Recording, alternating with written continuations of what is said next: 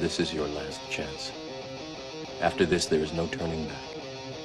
You take the blue pill, the story ends.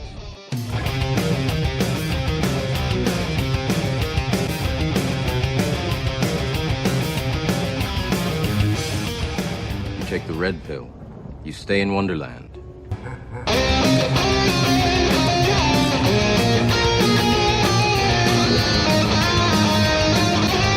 take the red pill, you stay in Wonderland.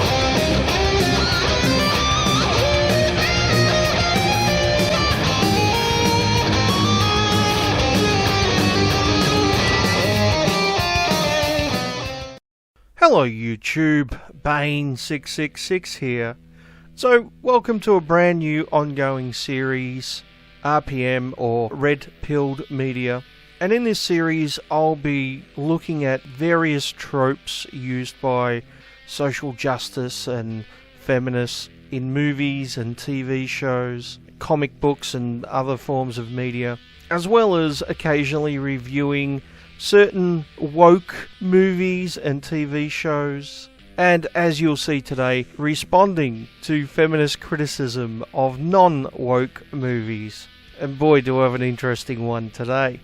Now, before I get to this guy's bullshit review of the Joker movie, I want to talk about his name and the name of the video, which I'm responding to. The name of his channel is TYT Investigates, and apparently he's part of the Young Turks network. Now, I find the name of his channel to be rather hilarious, considering investigation is one thing that the Young Turks don't do.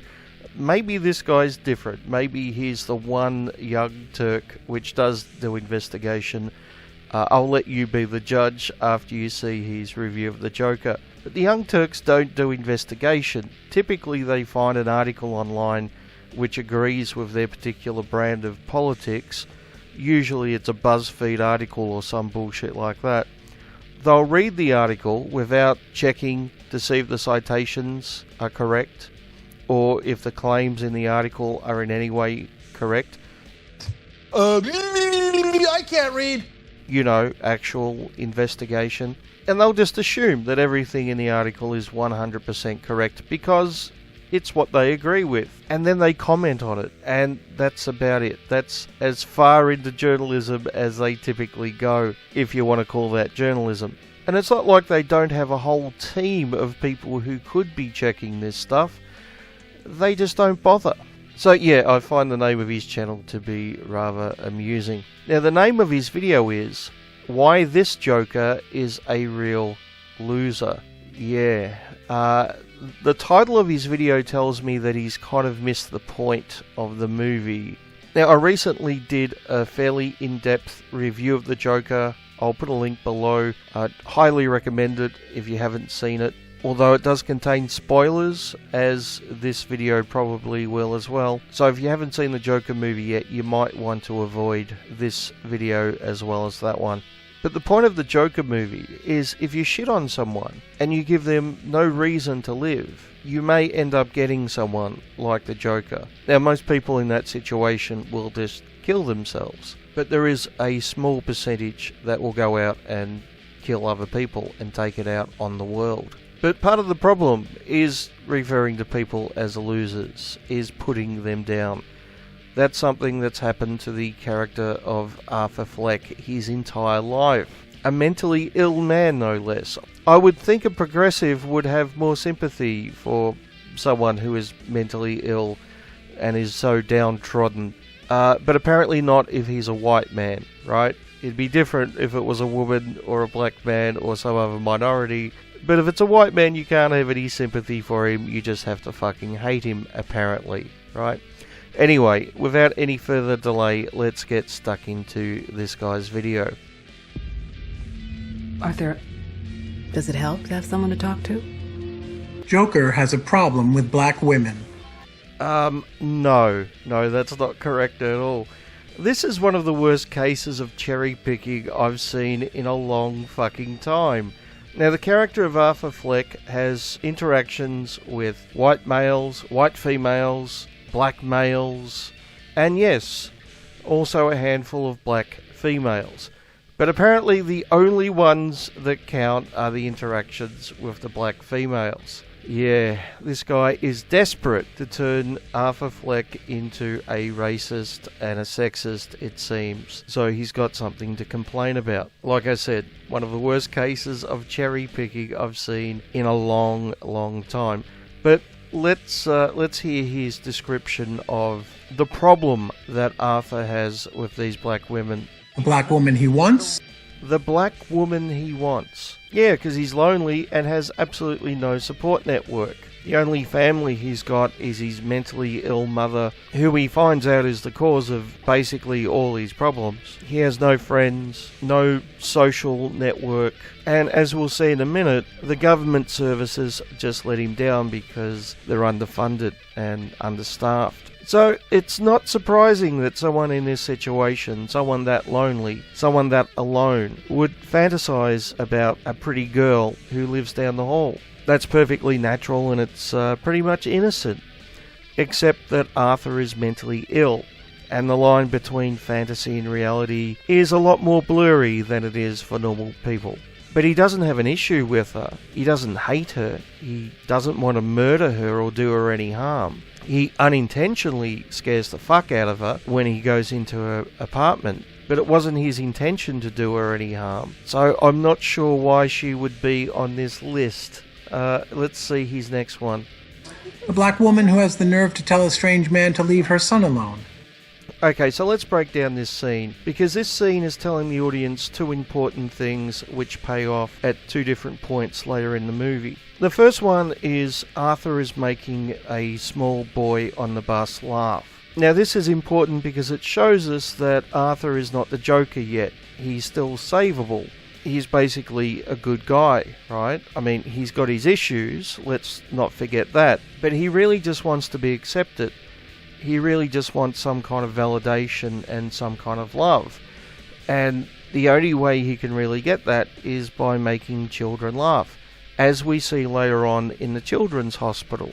This is largely because children don't view him the same way adults do. Which brings me to the second point of this scene, where the mother reacts in a negative way, which is perfectly understandable from her point of view. Now, it's at this point that Arthur starts to laugh uncontrollably. This is due to his mental health issues. This is showing the audience that he has this condition and the way that people react. And we see Arthur hand the woman a card. This is obviously something that happens a lot because he's got fucking cards to hand people. And in fact, this scene pays off later on when he's on the train with the three white guys. The ones that beat the shit out of him and then he murders them. This is essentially setting up that scene, as well as the scene beforehand where he loses his job at the children's hospital. So it's an important scene. But is there a significance in the mother being black? No, not at all. You could have had a white mother in that situation, or an Asian mother, or a white father, or a black father, or an Asian father.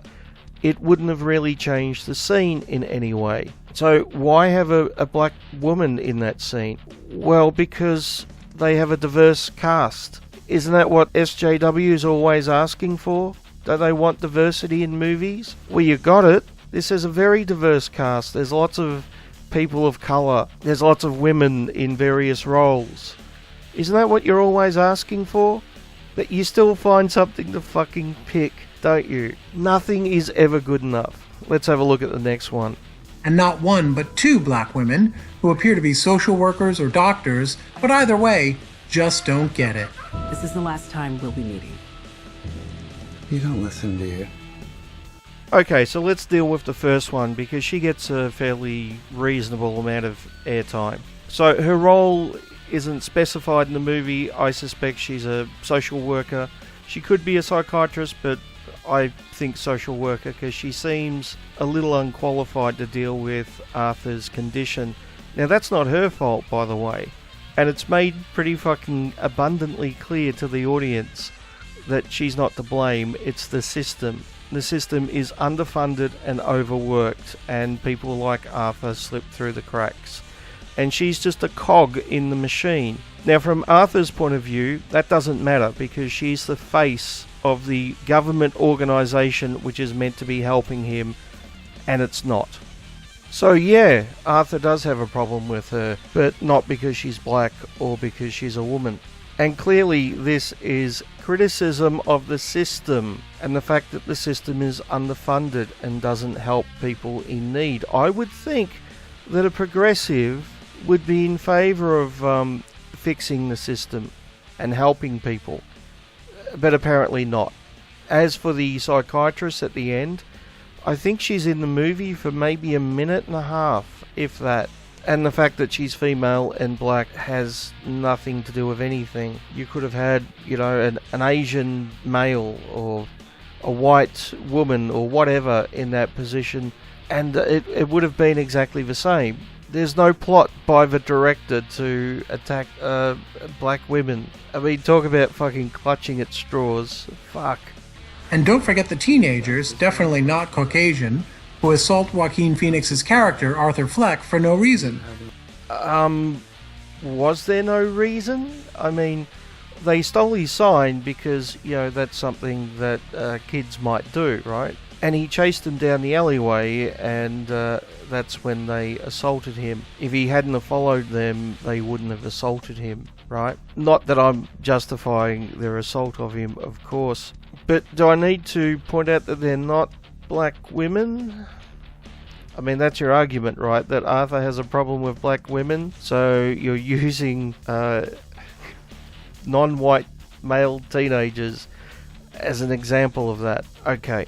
Well, I've heard a couple of SJWs point out that this is clearly racism because the kids who assaulted him down the alleyway were not white, and therefore it must be an attack on people of colour. The interesting thing about this argument is I heard the exact opposite from Stefan Molyneux, who claimed that the 3 white guys on the train who beat the shit out of Arthur is an example of how this movie is anti-white. So apparently it's anti-people of colour as well as being anti-white. Or possibly they're just 2 scenes and the races of the people involved is rather insignificant and people are reading their own biases into it.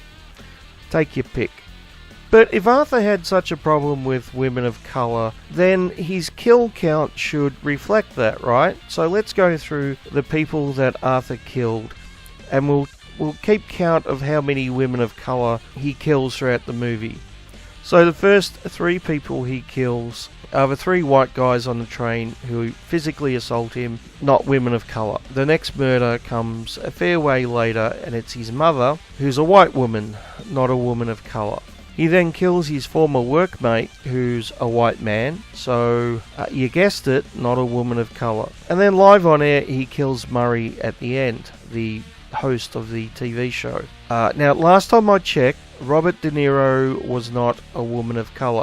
Now, it is 2019 and almost 2020, so it is possible that Robert De Niro has changed his race and colour.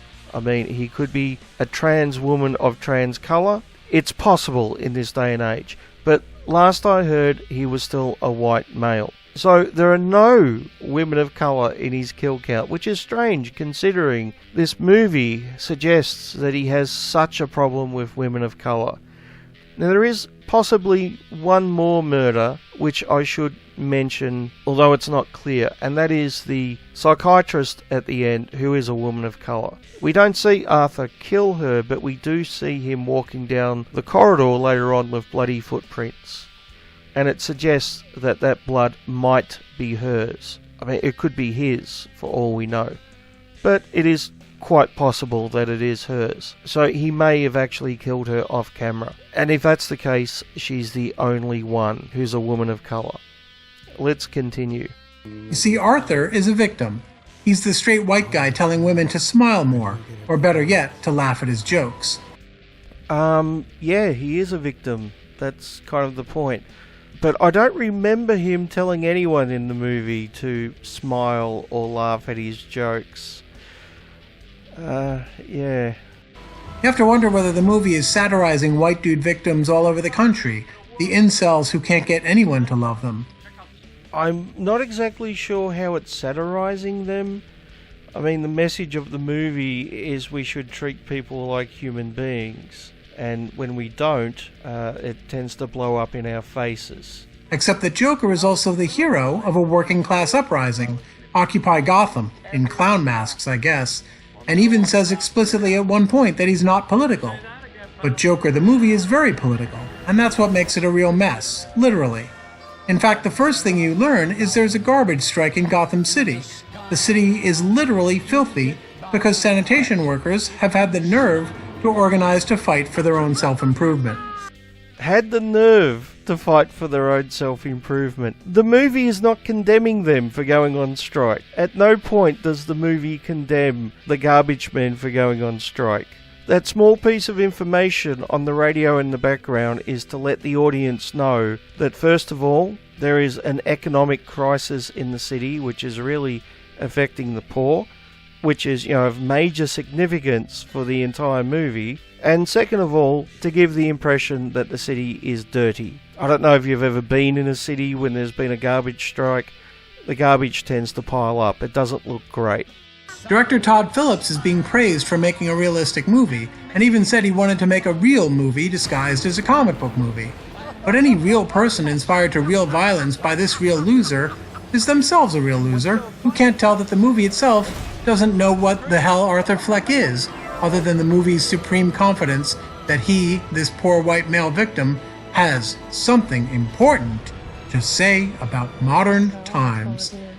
You keep bringing up the fact that he's a white male victim, which has absolutely no significance to the movie, right? Now, the fact that he's a victim is very significant, but his race is of no significance, not to anyone who's not an SJW anyway. And as for being male, well, as I said in my previous review of the movie, I think the fact that he's male meant that it was harder for him to get help and harder for him to get sympathy.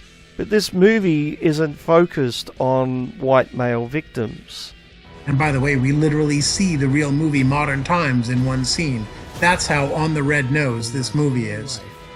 There's a very simple cure for whatever made-up mental and emotional problems Arthur Fleck has, and it's caring about other people in some way other than wanting their laughter, adoration, or other narcissistic gratification. Yes, that's the point of the movie. And it's not just Joker who's angry all these black people won't laugh at his unfunny comedy. Exactly what scene was that? In what scene was Arthur angry that the black people wouldn't laugh at his comedy? I don't remember seeing that. I think that scene only happened in your imagination. Now, the Robert De Niro character, Murray, doesn't find Arthur's comedy funny. In fact, he has him on TV to make fun of him. And as I previously stated, Robert De Niro is a white male. And I seem to clearly remember white people in the comedy club not laughing at his jokes. There may have been black people there as well. In fact, his imaginary girlfriend was there at the time. She was laughing at his jokes, though, because, she was a fantasy. Fantasies tend to be very supportive in that way. But at no point does Arthur criticise black people for not laughing at his unfunny jokes. It simply doesn't happen. Director Phillips said he made Joker because he can't make hilarious comedies like The Hangover anymore because woke culture doesn't like it when he punches down. Yeah, I think you just proved his point. Next. So instead of punching up for once, he decided to make a quote-unquote real movie disguised as a comic book movie, but actually realistic, like capital A art. But here's the problem with Joker's realism. Real white dudes don't have Arthur's BS reasons to resent black women. Except he doesn't resent black women. Okay? At least he doesn't resent them any more than any other group of people that he resents. Going off your meds doesn't really make you suddenly capable of carrying out complicated plans, committing murder, and literally getting away with murder. When exactly did that happen? Are you watching a different movie? I get the feeling you're watching a different movie. What complicated plans did he undertake? He was invited onto a TV show and he brought a gun with him. How exactly is that a complicated plan? I'm not exactly sure. And which murders exactly did he get away with? I mean, the 3 on the train, he was still on his meds at that time. Now, if he hadn't gone on the Murray show and shot Murray live on air, a murder he's not getting away with, by the way, in case you're curious. But if he hadn't have done that, I doubt he would have got away with the murder of his former workmate, because his dead body was in his apartment and there was a witness to the crime. I'm pretty sure the cops would have got him for that one. Now, the murder of his mother, he may have got away with that. That's possible. But that was hardly a complicated plan. He smothered her with a fucking pillow. That hardly takes a genius to do that. Mentally ill people don't really do this more than other people do. And in fact, no one does this. No one commits murder. That's never happened, apparently. Okay? That's a strange argument to make. But look, even if you're correct that mentally ill people don't commit murder any more often than non-mentally ill people, what's your point? You're still admitting that mentally ill people commit murder, right? So it's still realistic to have a movie in which a mentally ill character commits murder. That's not an impossibility, is it? Being mentally ill doesn't prevent you from committing murder, does it? In 3 decades of urban decay in America, at no point did a lone killer inspire a movement of widespread working-class violent uprising. Okay, there's this little thing called context, which some people kind of think is important. Now, if this was a movie about a Ted Bundy type character who just killed a hitchhiker or something, and all of a sudden a political movement sprung up around the murderer, you'd probably be correct, but the circumstances here are a lot different. Firstly, the 3 people who were killed were rich Wall Street types. Remember, this is in a city in which there's an economic crisis and the poor are really suffering. Do you think there might be some significance in that? And then to top it off, the richest man in Gotham goes on TV and calls poor people clowns. Now, do you think that might have inspired people to wear a clown mask? I'm just curious. Do you think the context of those additional pieces of information might be somewhat important? Oh, of course not. Of course not. Because, the Joker obviously hates black women because he's a white incel KKK member. I mean, it's so obvious, isn't it? And he's probably guilty of manspreading too. Come to think of it, I'm pretty sure that scene in which he was sitting on the train and he got beaten up by the 3 white Wall Street guys, I'm pretty sure his legs were just a little bit too far apart. And, we should probably criticise him for manspreading. Because a black woman could have sat on that seat. And he obviously prevented her because he's a racist. I mean, what other explanation could there be, right? Fuck, I really need a drink at this point, I think. Real grown-ups don't really get physically assaulted without provocation at the rate Arthur Fleck does. So, you're saying it's impossible for a person to be beaten up twice in a couple of days? Really? And once again, we have to look at context. We have to look at the fact that Arthur has a mental condition which causes him to laugh uncontrollably. That's what drew the attention of the Wall Street guys on the train. They would have ignored him otherwise, but they assumed that he was laughing at them. That's why they beat him up. So that one little factor alone would make it more likely for someone like Arthur to be beaten up than your average person. But, even your average person could be beaten up twice in a couple of days. It's not impossible. Suffering 2 terrible, traumatic beatings in the space of only a few days. Real teenagers generally don't randomly attack grown white men on busy streets in broad daylight. Generally don't. Generally don't doesn't mean don't ever, right? It doesn't mean that it's impossible. And it wasn't on a city street in broad daylight, it was down a dark alleyway. That does make a world of difference, right? Once again, context. Real people may suffer some of the tragedies that befall Arthur Fleck, but not all of them. What an unbelievable argument. Are you honestly saying that there is anything that happens to Arthur in the movie which is impossible? Are you saying it's impossible for someone to be beaten up twice in a couple of days? Are you saying it's impossible for someone to be mentally ill and to have no support system in their life whatsoever, and to be delusional and to fantasize about the girl living down the corridor?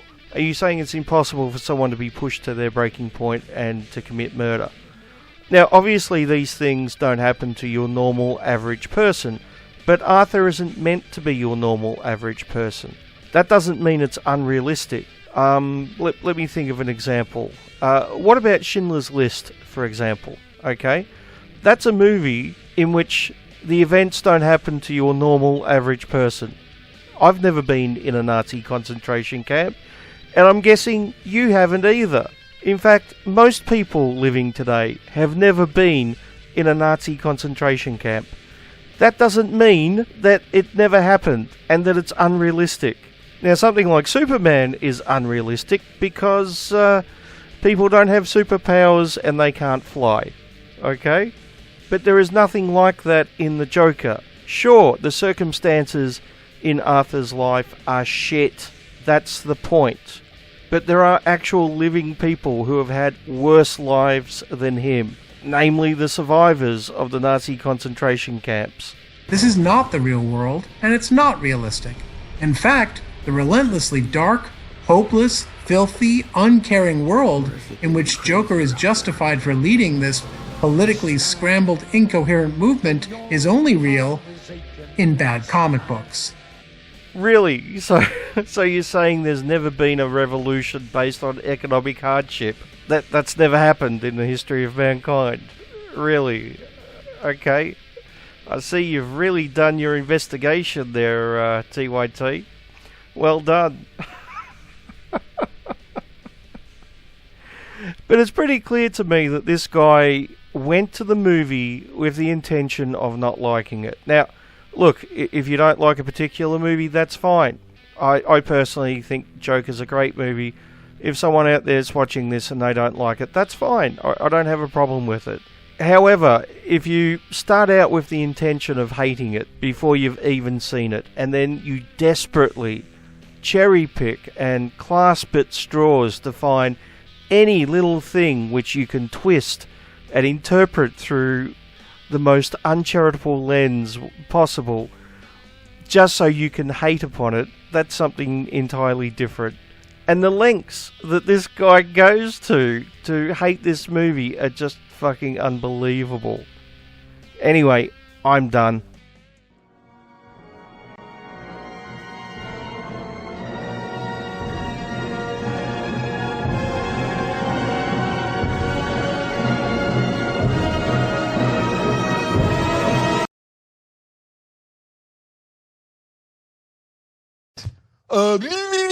I can't read.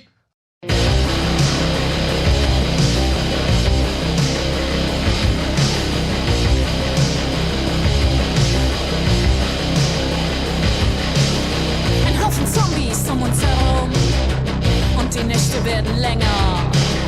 Für kurz 2 Tage noch Munition, danach dann nur noch unsere Hände. Woher sie kommen, wohin sie gehen.